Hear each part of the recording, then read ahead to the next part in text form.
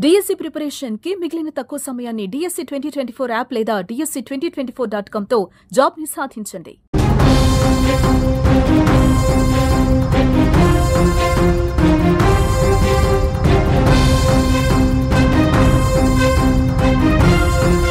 జమ్మూ కాశ్మీర్లో ఉగ్రవాదుల వేట కొనసాగుతోంది.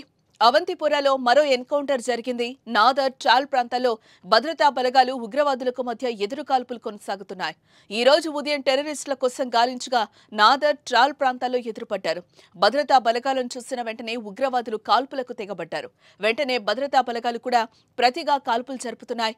ఇప్పటి వరకు ఓ ఉగ్రవాదిని హతమార్చినట్లుగా తెలుస్తోంది. జైషే మహమ్మద్ ఉగ్రవాదిని భారత దళాలు కాల్చి చంపాయి. మరో ముగ్గురు ఉగ్రవాదులు ఉన్నట్లుగా తెలుస్తోంది. వారిని లేపేసేందుకు కాల్పులు జరుగుతున్నాయి.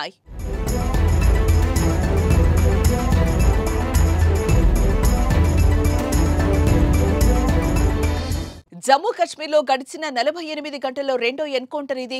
2 రోజుల క్రితం కూడా షోపియాన్ ప్రాంతంలో జిన్పాతర్ కెల్లర్లో జరిగిన ఎన్కౌంటర్లో ముగ్గురు ఉగ్రవాదులు హతమయ్యారు. ఆపరేషన్ కెలార్ పేరుతో జరిగిన ఎన్కౌంటర్లో ఉగ్రవాదులను మట్టుబెట్టారు. అనంతరం భారీగా ఆయుధాలను స్వాధీనం చేసుకున్నారు. అంతేకాకుండా మందుగుండు సామగ్రిని కూడా భద్రతా బలగాలు స్వాధీనం చేసుకున్నారు. మొత్తానికి పహల్గాం దాడిలో పాల్గొన్న ఉగ్రవాదులను పట్టుకోవాలనే సంకల్పంతో భద్రతా బలగాలు ముందుకు సాగుతున్నాయి. ఈ నేపథ్యంలోనే ఉగ్రవాదుల కోసం జల్లెడ పడుతూ దొరికిన వారిని దొరికినట్టు చంపేస్తున్నారు.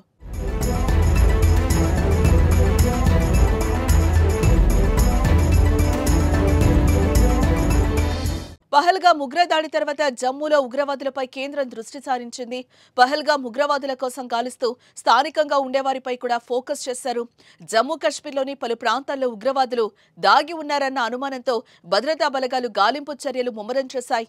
అటవీ ప్రాంతాల్లో అణువణువు జల్లెడ పడుతున్నాయి. సమస్యాత్మక ప్రాంతాల్లో భారీ భద్రతా ఏర్పాట్లు చేశారు.